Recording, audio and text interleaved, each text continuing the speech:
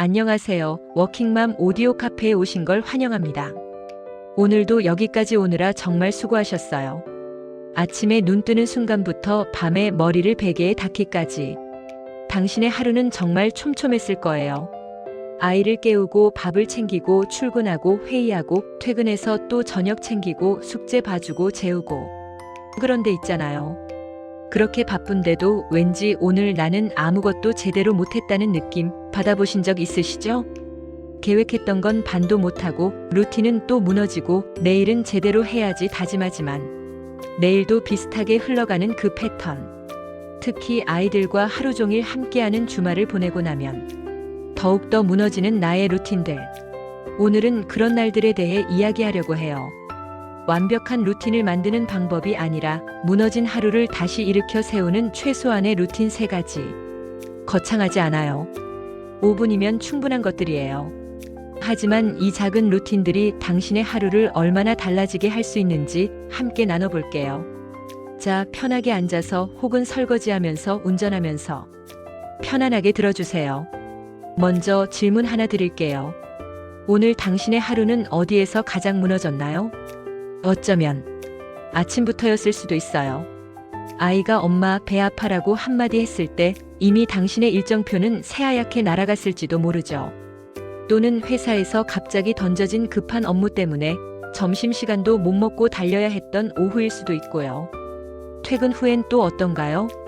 집에 들어서는 순간 눈에 들어오는 설거지, 빨래산, 그리고 엄마 배고파라는 아이의 목소리. 오늘 저녁은 뭐 먹지? 라는 질문에 머릿속이 하얗게 되는 그 순간. 아, 그리고 밤 9시쯤 되면 나만의 시간을 갖겠다고 다짐했던 계획은 이미 까마득해져 있고 침대에 쓰러지면서 생각하죠. 오늘도 나는 뭘 한 거지? 계획한 건 하나도 못했는데. 혹시 이런 생각 해보신 적 있으세요? 나는 계획을 세우는 것도 못하나 봐. 다른 워킹맘들은 다 잘하는 것 같은데 나만 안 되는 건가? 잠깐만요. 여기서 멈춰야 할 것 같아요. 이건 당신의 능력 부족이 아니에요. 심리학에서는 이걸 인지 과부하라고 불러요.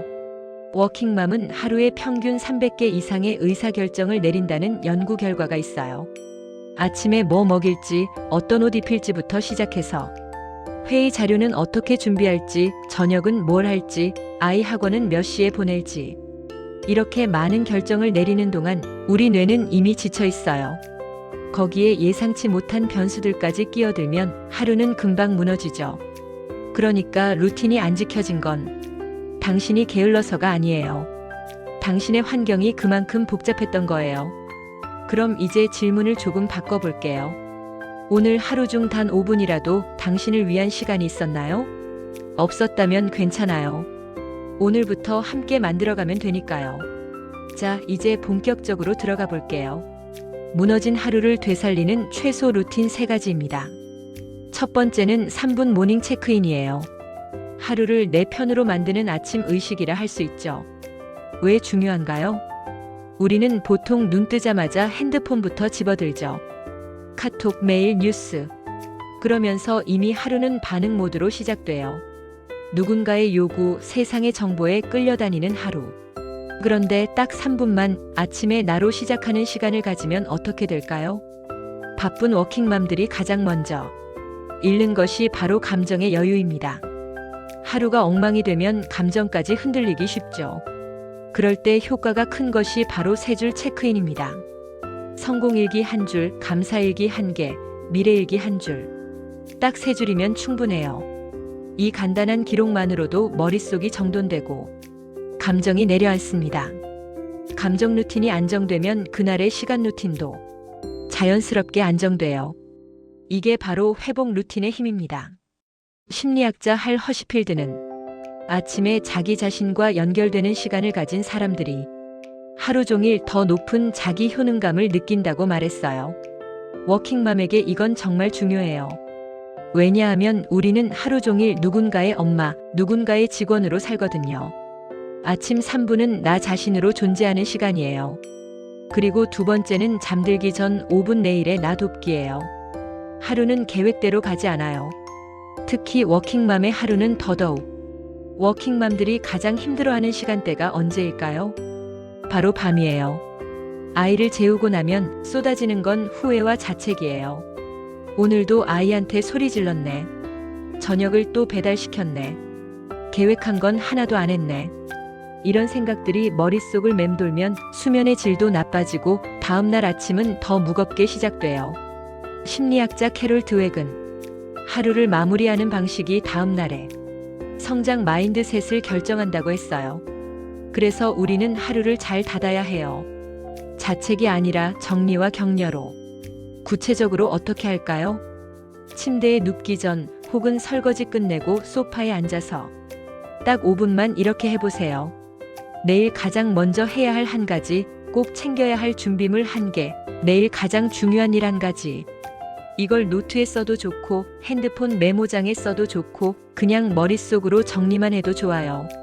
저는 일요일 밤 항상 내일을 위한 준비를 합니다. 아이들 재우고 책상에 앉아 5분만이라도 내일 할 일을 미리 써두고 생각하는 것만으로도 아침의 혼란이 반으로 줄어들어요. 그리고 주말에 무너졌던 루틴을 회복할 수 있고 나를 지켜주는 무기가 되어줍니다. 특히 내일 가장 중요한 1가지를 정해두는 건 시간 관리 전문가들도 추천하는 강력한 방법이에요. 이 5분이 루틴을 재건하는 강력한 기반이 되어줍니다. 이 2번째 루틴이 워킹맘의 무너진 하루를 되살리는 최소 루틴 3가지 중 가장 핵심이라고 보면 돼요. 그리고 마지막 3번째는 무너진 날을 리셋하는 물 1잔의 루틴이에요. 너무 단순해 보이지만 실제로 가장 즉각적인 효과를 주는 것이 물 1잔 루틴이에요. 저는 따뜻한 물 1잔을 추천드리는데요. 따뜻한 물을 마시면 빨리 마시지 못하기 때문에 물을 마시면서 생각할 시간을 벌기도 합니다. 그러면서 내 몸과 마음이 아직 나를 돌볼 힘이 있다고 느끼게 되는 거죠. 이 루틴은 워킹맘의 무너진 하루를 되살리는 최소 루틴 3가지 중에서도 가장 실전적이고 가장 꾸준히 유지되는 루틴입니다.